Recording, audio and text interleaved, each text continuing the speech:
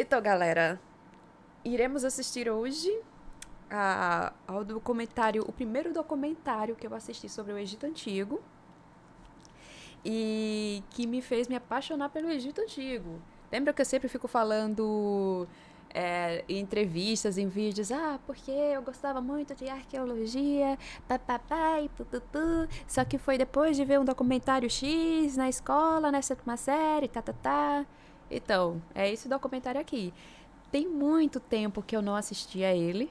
Eu não faço nem ideia de como é. Não sei se ele tá com a imagem corretinha, porque é um documentário bem antigo. Eu acho que a professora que passou pra gente tinha esse documentário guardado há trocentos anos. Ok, né? Tudo bem.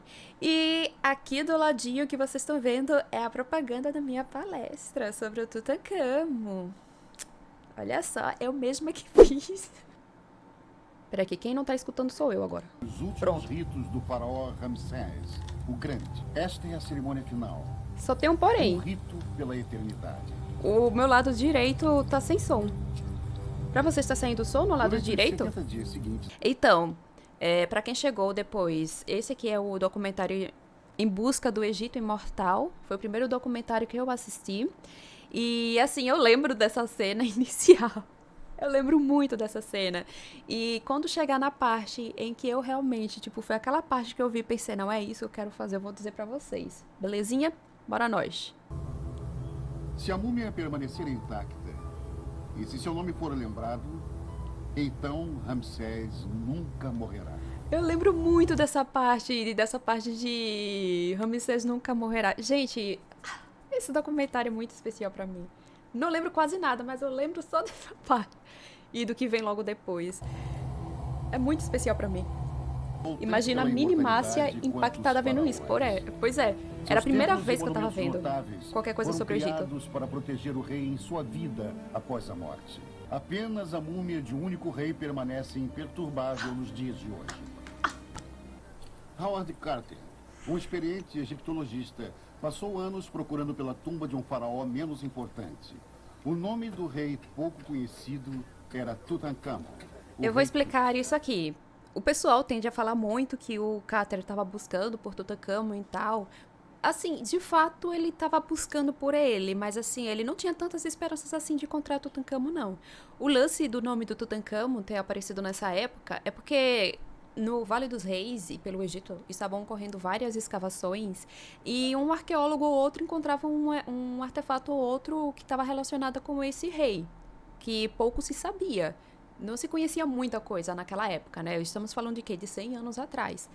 E o Carter, ele começou a perceber que o nome desse rei estava começando a aparecer aqui e ali e tal. Até que um arqueólogo X, o qual eu não lembro o nome, ele encontrou um determinado sítio arqueológico que ele determinou como sendo a tumba desse rei, cujo nome estava aparecendo aqui e ali. Só que Carter, ele não acreditou nisso. Então, quando o Carnarvon, que foi o patrocinador da descoberta, conseguiu a concessão para escavar no Vale dos Reis, né, que é esse lugar que vocês estão vendo, quando ele conseguiu, o Carter, ele começou a fazer buscas por uma tumba. Só que assim, ele desconfiava do nome Tutancâmon, mas não era exclusivamente o Tutancâmon que ele procurava. Ele sabia que o Tutancâmon ainda estava por aí. Mas assim, não é que ele estava realmente indo buscar pro Tutancâmon. Belezinha? Para nós. Essa cena, galera. Essa cena. Foram 10 anos cavocando, só que ainda teve a pausa da Primeira Guerra. É outra coisa que o pessoal não conta na história da descoberta da tumba. Tudo o que estava entre Carter e o que poderia ser a descoberta de sua vida era uma parede selada com gesso há mais de 3.000 anos. Eu ainda lembro dessa cena eu assistindo na escola. Parede. Nota básica. Nessa situação, foi de madrugada e não era só Carter e esse cara, não. Era o Carter. Era o Carter, Carnarvon, patrocinador, Evelyn, a filha do patrocinador, e Mace, que seria esse cara X que tá aí com ele. Ai, meu Deus! Então, galera, vocês irão ver agora o momento em que eu pensei, eu quero trabalhar com isso. Eu vou dizer pra vocês já já. Só pra justificar, o Carter tinha permissão, ele não tinha permissão de fazer esse buraco aí. O Egito começou muito com esse lance da arqueologia aventureira, tal, e de exploração, e essas coisas todas.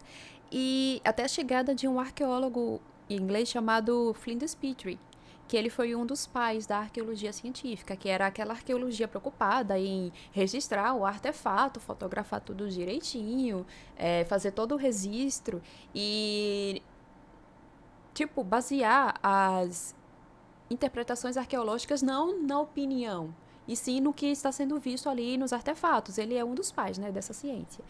E o Cáter foi um dos alunos dele. Quer dizer, não foi um aluno formalmente falando, porque Cáter, na verdade, ele era desenhista. Ele foi para o Egito para desenhar pinturas em tumbas. Tipo, não tem a pintura lá, parietal do Egito? Aí ele era aquela pessoa que fazia o registro daquela pintura, para que outros arqueólogos pudessem analisar em outros lugares ou no futuro. Aí, uma das grandes sortes dele ter sido a pessoa que encontrou a tumba do Tutancâmon é porque ele era uma das poucas pessoas que realmente era gabaritada para trabalhar com a tumba. Porque foi encontrado muita coisa e o Cáter passou muito tempo analisando cada coisinha, registrando cada coisinha, desenhando e assim vai.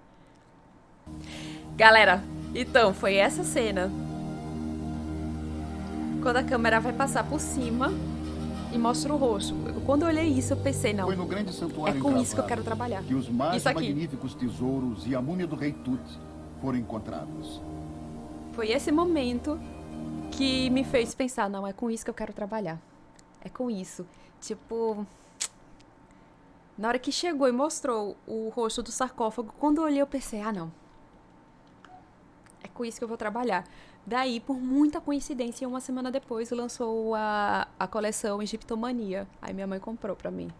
Pensei, eu um dia ainda vou perguntar pra ela, mãe, você não achou estranho não uma criança chegar e falar, mãe, me dá aí essa revistinha. Bora nós. Agora daqui pra trás, eu não lembro de nada.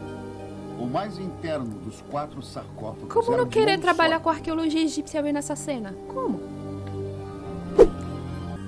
Infelizmente, o rei Tut será lembrado não como um faraó, nem mesmo como um homem, mas como um tesouro. Essa é uma problemática de muitos documentários, em sempre estar enxergando um Tutancâmon como um tesouro. Hogan fala que Por isso parecia que tem- eles estavam em busca do pote de ouro no final do arco-íris. Por isso E que o tem poderia muitos se trabalhos encontrar lá, hoje que ninguém tá tentando sabia, e humanizar se mais o tornou um Tutancâmon. acontecimento jornalístico selvagem, um dos primeiros eventos populares do século XX. Agora, milhares de anos de antigas Ok, inscrições egípcias. peraí. Então, galera, seguinte. Naquela época, a arqueologia ainda não era a arqueologia como conhecemos hoje. A arqueologia mãe de todas é a arqueologia clássica, por conta da descoberta das ruínas de Pompeia, Herculano, enfim, uma longa história. E como em muitas universidades de elite, o grego era ensinado, então a arqueologia clássica tornou-se mais fácil, botando muitas aspas. Daí, quando chegou a invasão francesa no Egito e eles encontraram a Pedra da Roseta e notaram que uma parte era em grego, começou-se uma corrida para tentar se traduzir. Aí, hoje a gente fala do Champollion, que foi quem traduziu a pedra, mas tiveram outros pesquisadores, entre eles o Young, que era inglês. E essa pedra, eu não sei se eles vão falar no documentário, mas a Pedra da Roseta foi parar na Inglaterra porque quando a França invadiu o Egito, era para tentar dominar o país que já estava sendo dominado pela Inglaterra.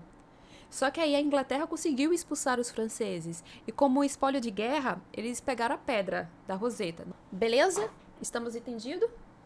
Sim, são 3 idiomas diferentes. É o grego, hieróglifos egípcios e o demótico. A história da tradução da pedra é muito interessante. E é perfeitamente excruciante e exaustivo o passatempo de escalar pirâmides. Nota básica, hoje é proibido, tá? Não escalem pirâmides. Vocês só podem subir até uma certa altura, mas vocês não podem subir mais até o topo. Porque acidentes acontecem e pessoas morrem. Tá bom? Então, essas notícias sensacionalistas que rolaram por aí, de influencer tira foto em cima do topo da pirâmide, ele fez de forma ilegal. E alguns, inclusive, foram presos. Essa parte, as notícias não contam, né? Entre as tumbas Essa do antigo sim, reino gente. de Saqqara e a Saqqara, pirâmide meu de Deus. degraus do rei Jossar, Nossa, é de Djoser. Ele quis dizer Saqqara e o rei de Djoser. Essa pirâmide perfeita, perfeita. Só vou explicar uma coisa que ele não falou. Tipo, não tem essa primeira mastaba? Ela era menor. Aí eles precisaram ampliar para ela ir segurando o peso do resto do edifício. Feito. Ele adicionou uma camada e depois outra e outra, como se estivesse construindo degraus para o céu. Hoje em dia é necessário um motor diesel de 350 HP. Nota e básica, uma as pá pesquisas sobre mecânica para levantar este a bloco de construção das granito de pirâmides, 7 elas já toneladas. avançaram muito, tá, galera? Muitos dos blocos da Grande Pirâmide Esse pessoal aí pesam não mais sabe de que um muitas dobro coisas que disso. hoje a gente já sabe. Apesar de nenhuma descrição narrativa ter sido encontrada, contando como estes monumentos maciços de pedra foram criados, este desenho numa tumba contém pistas impressionantes. Quem assistiu minha Ele live no mostra Blá Blá, os eu mostrei 160 isso aí. trabalhadores necessários para mover uma simples estátua. Um vídeo do Schwarza Quanto mais também. devem ter sido necessários para construir uma pirâmide. Outros acham que troncos roliços foram usados, ou mesmo que canais foram construídos desde o Nilo e as pedras levaram de Pronto. barcaça. O vídeo sobre as pirâmides que eu vou fazer como manual vai demorar um pouquinho, mas o Schwarza, do canal do Schwarza, ele tem um vídeo chamado Esse Homem Refutou Alienígenas do Passado. Eu acho que esse é o título. É um vídeo que foi revisado por mim e tá muito bom. Eu passei pro Schwarza e ele mostrou um monte de coisa interessante sobre as construções das pirâmides. Então, quem tiver interesse, cata lá, que tá bem legal. Resumidinho, no ponto. Falou Egito 3 E o vezes na Egito frente se do tornou uma espelho, terra aparece o Hawass. assolada por caçadores As de ideias. tesouros. Não havia maneira de evitar os saques e pilhagens. Deixa eu comentar aqui. Se a gente parar para pensar, todas as pirâmides hoje em dia são de degraus. Mais ou menos, mais ou menos. É porque o termo pirâmide é algo muito genérico.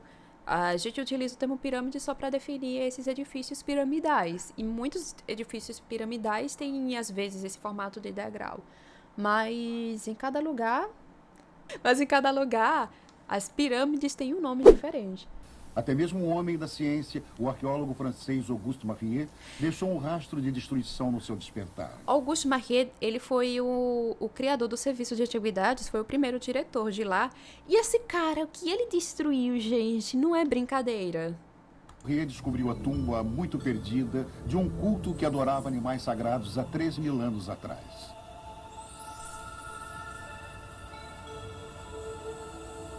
Ah, tá, entendi. Salve, amigos da Muito arqueologia! abaixo do sul e Sakura. É o Sakane. Um dia eu ainda gravo vídeo com o Sakane. Um dia eu gravo vídeo com ele. Eu já falei pra ele, se a gente gravar, tem que ser os dois usando aquele capacete de papel, sabe? De papel alumínio. Um dia eu gravo com ele, não quero Um nem saber. labirinto de catacumbas com caixões de pedra maciça que um dia abrigaram múmias de touros adultos. A necrópole Cada dos câmara de boiabos. granito pesava 80 toneladas. Mesmo assim, haviam sido roubadas. As tampas abertas em tempos remotos por uma força que Morrier nem conseguia imaginar. Aí o que o espertão vai fazer? Eu acho que eu vou contar. Olha o que o espertão vai fazer. Apenas um sarcófago permanecia fechado, mas Morrier e seus homens vieram bem armados.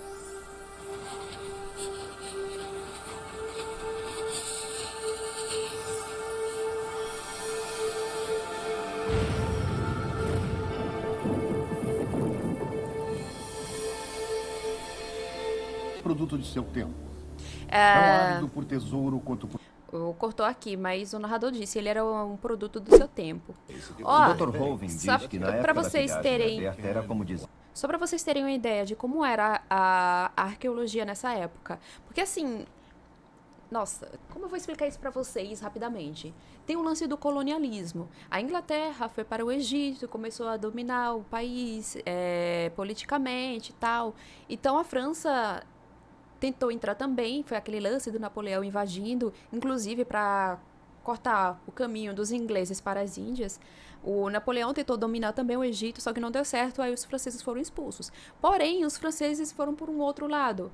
com esse lance da pesquisa, da história do Egito, e a arqueologia estava nascendo, ainda estava engatinhando, né? A França começou a dominar essa parte. Daí, politicamente, o Egito era dominado pela Inglaterra e o campo da pesquisa histórica, arqueológica, era dominada pela França. Aí é tanto que o Marais, que era um francês, ele criou o Serviço de Antiguidades e o Serviço de Antiguidades ficou sob a direção de franceses por muito tempo. Aí eu acho... Ai, eu não vou dar a data, não, de quando foi o primeiro egípcio a finalmente pegar o serviço, a direção do Serviço de Antiguidades.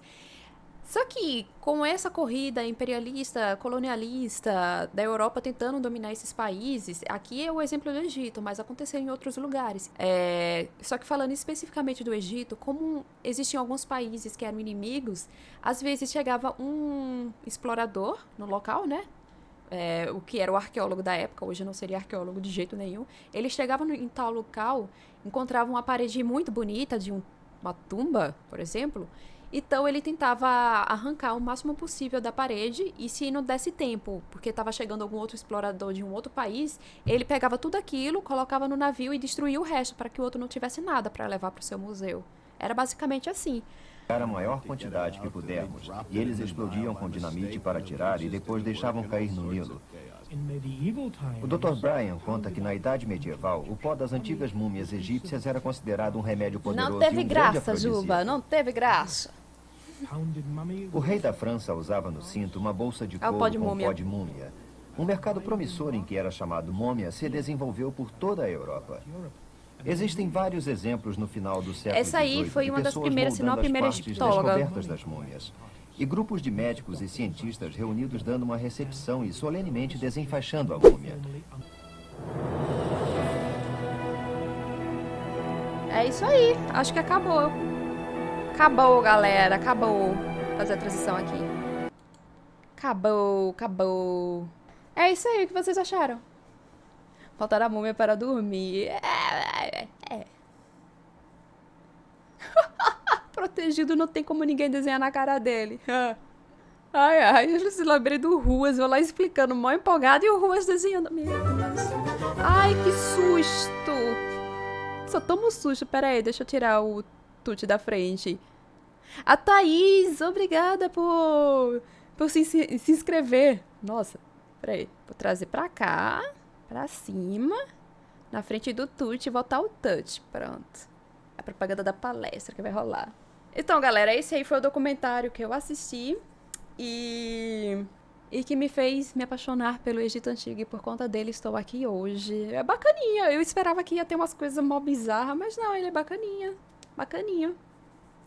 Tenho quase zero ressalvas ao que foi dito, mas é um documentário antigo, mas para um documentário antigo, até que ele não pisou assim, tanto na bola. Tá bonitinho. Foi maneiro, foi bom documentário, Saudades dos doc pré-alienígenas do passado. Enfim, né? Bora nós, galera. Vamos lá.